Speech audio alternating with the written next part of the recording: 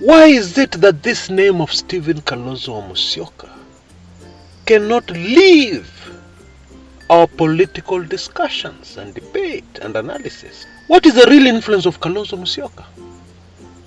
Will it make any difference? Whatever side Kalonzo Musyoka goes, will it make any difference in the upcoming presidential polls? What is your opinion? Well, on my show today, I focus on the narrative we're being sold that if Raila does not select Kalonzo as his running mate, he is going to lose the elections. Yeah, and I break it down for you, giving you solid examples from past elections. Yeah, even elections where Kalonzo Musyoka himself has been a candidate. What happened to Raila in those elections? Did he lose because he didn't have Kalonzo's votes? I analyzed that thoroughly and in a very entertaining way. Yeah, so get your coffee, get your popcorn, and let's do this. But before we do that, I want to remind you of the valuable, sensitive, mind-blowing information in my classic ebook, Let the Blood Flow, which is focused on what happened in 2007, yeah, including that Kiambaa church incident. Yeah. People have talked a lot about it. What really happened? Eh? What happened? How did it start? Who was behind it? What does the evidence show us? Very fascinating stuff. You can see details on the screens right now. Take advantage of my latest special offer. Yeah. And then also you'll be able to get the videos which I'm currently working on. Yeah, they'll be sent directly to you. Yeah, so even if you get the ebook and you've not read it and you'll never read it, you will be in a position where you'll be waiting for videos. Yeah, because when those videos are done, the price will change dramatically. This special offer will no longer be viable. Yeah. Anyway, let's get today's show on the road. I'm sure you're very anxious. Let me not keep you waiting anymore. Let's do this.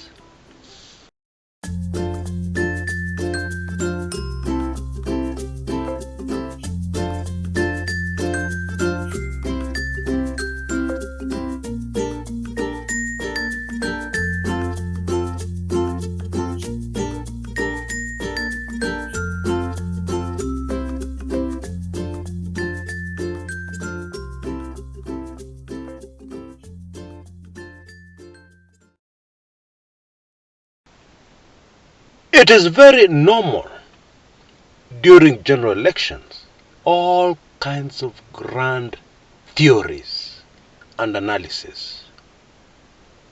And of course, it is also normal that most of these theories and analysis are usually false. And of course, the whole objective is to create a certain propaganda narrative. Yeah, get people to believe something with all their hearts. Get people to have a certain perception with all their hearts. So that when the general elections arrive, people will vote in a certain way. Or in other cases, if the election is fixed, people will believe those election results. Or if somebody manages to successfully sell the rigging narrative, like one of the presidential candidates is doing so consistently. Yeah. When those election results are announced, and that candidate says there was fiddling, you see, I told you people very highly, these people would rig the elections. People will believe. That is how this game is played. Dirty? Yes. But this is politics. Yeah, I don't make the rules. Neither do you. Now, I want us to focus on a certain narrative that is being sold very aggressively to Kenyans. Indeed, as I speak, a vast majority of Kenyans have already swallowed it. Hook, line, and sinker. And this is the narrative that if Raila Amolo Odinga does not opt to go for Kalonzo Musyoka as his deputy, Azimio is losing the elections. Okay? The narrative goes that influential Kalonzo Musyoka and his votes will fly away from Raila. And he needs those votes badly to win. Now let us keep this very simple. We'll focus on solid reasons why this narrative is completely false. May I add a little French? Hogwash! That's really what it is. Reason number one is what happened during the 2007 presidential elections. Now, very quickly, in those elections, Raila and Kalonzo started out being on the same team. Yeah. And very late in the game, Kalonzo Musyoka's outfit took off, ran away with the registration certificate of a party called ODM Kenya. Yeah, one of Kalonzo's allies simply folded the registration certificate of that party neatly, put it in the inside pocket of their jacket, and walked away whistling. Very sure that they had finished Raila Odinga. Very sure that Raila Odinga would have no other option but to come to Kalonzo begging. And then Kalonzo would tell him, no problem, Raila. I will be the presidential candidate. You will be my running mate. What you did for Mwai Kibaki in 2002, you will do for me, Kalonzo Musyoka. Okay, campaign countrywide, etc., etc. But I'm even giving you a better deal. You are not Kibaki's deputy, but you can be my deputy, I, Kalonzo. That's what they expected. Of course, things didn't turn out like that. At the 11th hour and 59 seconds, Raila acquired a party called ODM, a briefcase party. The name Orange Democratic Movement was important because Raila had been using that name since 2005, the failed referendum, when those who were saying no were oranges. Yeah, he had used that name. He had spent massive funds campaigning countrywide.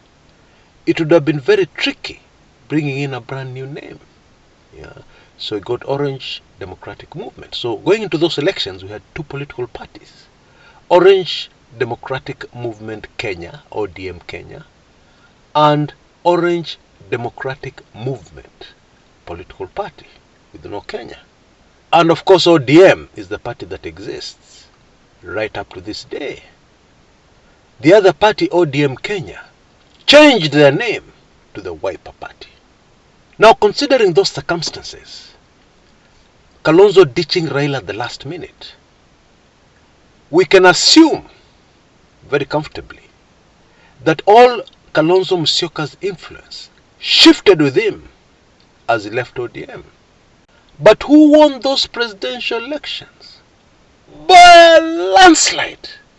I mean, by the time they were switching off the lights and switching off the tallying that we were seeing on our TV screens, Raila Odinga was beating Mwai Kibaki by over 1 million votes without Kalonzo Musyoka.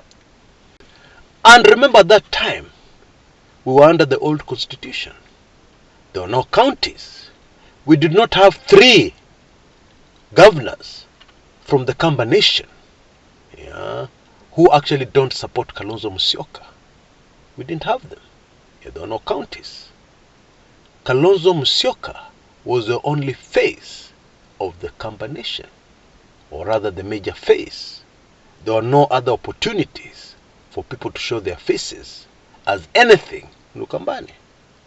So now why are you telling us today, in 2022, that Raila badly needs Kalonzo's votes?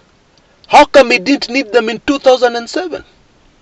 What has changed so dramatically in voting patterns and the way Kenyans vote? What has changed so dramatically between 2007 and 2022? Please tell me. Reason number 2. The figures being used, to try and sell us this theory, the election figures, election results being used, those are results which we all know were cooked. We even know where in Nairobi they were cooked. They were cooked somewhere in Karen. And we even know who cooked those results. Bwana Davis Chirchir, one of the allies of William Samoei Ruto. The real results, the results that we should be using, at least those of us who want correct analysis, accurate analysis of the situation, those results are locked, hidden somewhere in Europe, to be precise France. That survey is in France with the real results of 2017. Because people are using the results of 2017 to sell us this fake analysis. So my simple suggestion, people have forgotten now. Wounds have been healed. Wewe kwenda France, tafuta kifunguo ya hiyo server, leta hiyo results, alafu tufanyia analysis. Hiyo nitakubali. Okay? Any other results you're using, because you see, when you're cooking results, I don't know if people realize this, there are so many considerations you have to take into account. They have to be believable. Let me give you a very simple example. You cook your figures, and then you realize you need an extra 500,000 votes. Where are you going to get them? You rush to combination. You fish out there 300,000 votes. You rush to Meru, 50,000. Somewhere else, 50,000. You get my drift? Bottom line, if you're going to use 2017 fake election results, then any analysis you come up with will be fake, because it is based on fake figures. It's as simple as that. Reason number 3, very popular Kamba Nation kingpin Kalonzo Musyoka does not have a single governor in the Kamba Nation. Not one. Hata nusu hana. Governor Machakos, Alfred Mutua, rival to Kalonzo Musyoka. Governor Kitui, Mama Charity Kaluki Ngilu, a major arch rival of Kalonzo for a very long time. The two cannot stand each other.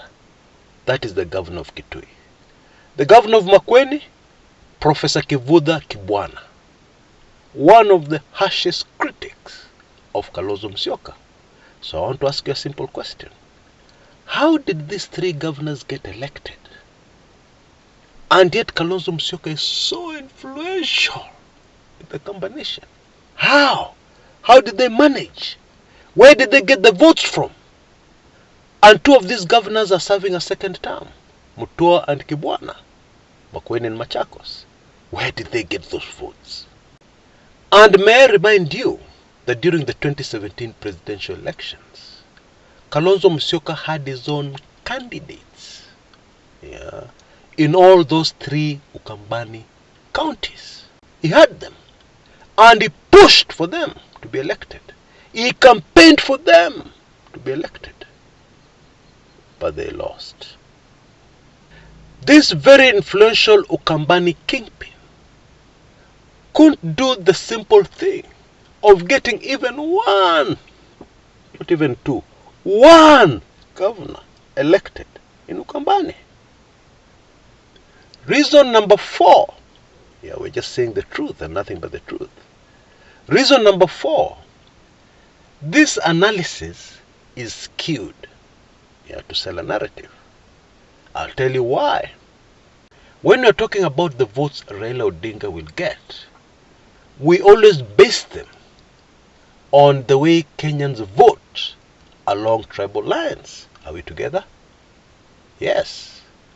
But when you talk about his rival, his opponent in those elections, Deputy President William Samoei Ruto, this thing of Kenyans always vote along tribal lines suddenly vanishes. Then in the same analysis. How now? If you're going to use tribal voting as the basis of your analysis of how Raila failing to choose Kalonzo will result in Raila losing, then also look at the other side. How will the other tribes vote tribally for Deputy President William Samoei Ruto? Explain to me so that I understand. Explain in simple language, standard 2. Keep it simple so that we all understand how that is going to happen. The truth is, hakuna kitu kama hiyo. And these people have not explained to us. Those votes that Raila will lose, where will they go? Okay, 2 million Kamba votes. Yeah, which of course is neither here nor there. But let's humor them. Those votes, 2 million, that Raila will lose, they will go where? And why? Yeah, because we know Kenyans vote along tribal lines. So is William Samoei Ruto a Kamba? Does he belong to the Kamba community? So that you can tell us automatically, those votes that will vanish from Raila's side will go to Deputy President William Samoei Ruto. Let's get serious. Now, there's something very strange happening here. And I'm sure many of us have noticed. Yeah, because many of us on this channel are very alert. The people pushing very hard for Kalonzo Musyoka to be Raila's running mate are who? It is the UDA party. Huh? Now hold on a minute. Why would the UDA party be so interested? Why would William Samoei Ruto be so interested, so determined, so desperate for Raila to choose Kalonzo Musyoka as his running mate? This is a real mystery. Why? There can only be one answer to that question. Whatever reason William Samoei Ruto has and UDA for pushing for Kalonzo to be Raila's running mate, has to do with weakening Raila's bid for the presidency. That's common sense. They are pushing very hard because they don't want Raila to have a running mate from the Mount Kenya region, because that will interfere with their carefully well-laid plans, campaigns for years to get some votes from the Mount Kenya region. And by the way, when they're analyzing Mount Kenya votes for DP Ruto, we don't hear this thing about Kenyans voting tribally. That assertion, that truism, reality of Kenyan politics, suddenly disappears from the analysis. Ay, munatubebaje? Hey. But you know, there's something very sad here. Usually, this campaign propaganda and lies work. Because in the heat of a general election, when people are so emotional, people don't think. I'm sorry, but that's the truth. People accept everything that is fed to them, like a small baby opening their mouth and gullibly swallowing everything that is fed to them. I'm afraid that's how Kenyan voters are. In 2017, we were given one story, very hilarious, but very intelligent people in the Mount Kenya region, some of them professors in their various disciplines, swallowed that story hook, line, and sinker. And the story went like this. In case Raila Odinga were elected in 2017, all members of the House of Mumbi would be forced to wear kaptulas. Yani, a law would be passed that if you belong to the Kikuyu community, you're not allowed to wear trousers. Shorts too. Ukitaka kutoka nje, maybe go to the bank, go to the office. you must be in shorts. What? You must be in shorts. Yani the rest of the Kenyans are wearing trousers, dressed the way they normally dress. But members of the House of Mumbi, wow, wamevaa shorts. Now, as ridiculous as this narrative is, people in the Mount Kenya region, if you walked around during the 2017 presidential elections, like I did, you'd hear people in the Mount Kenya region saying, we pigia tu kura huyo mtu, mtavaa pa shorts mpaka msikie, mtapewa discipline. They believed it. They were selling it. They were reselling it. Yeah, the narrative which had already been sold to the community was being resold and people were buying. What? Yeah. Folks, that is the political reality. People swallow these things without even thinking. So I would not be surprised if a vast majority of Kenyans today believe if Kalonzo is not Raila's running mate, it is all over for Azimio. I wouldn't be surprised. Let's stay alert, folks. Now, of course, you can find out a lot more about exactly how people voted in 2007. Yeah. When Raila won without Kalonzo. In fact, Raila won when Kalonzo was a presidential candidate. Yeah, meaning that his vote must have carried a lot of weight. Yeah, because we know Kenyans vote along tribal lines. It is true. And so in that year, when Kalonzo was opposing Raila at the ballot, Raila won. Find out how. By taking advantage of my latest offer on my classic, detailed, hundreds of pages. Yeah, Let the Blood Flow. Yeah, it has some mind-boggling information. You can see details on your screen repeated again. Yeah, I would highly recommend it. Go for it. Because what is following shortly is a video version of the same, where those of us who are not very good at reading, yeah, we hardly read, will be able to take in those hot, sensitive contents of that ebook in video format. Yeah. And of course, at that time, the price will not be what it is now. So take advantage of this low price. Get the ebook. As soon as the videos are ready, they'll be delivered to you. Yeah, because you'll already be a WIB member. Because when you get this ebook, you get 1 year free membership to my WIB. Yeah.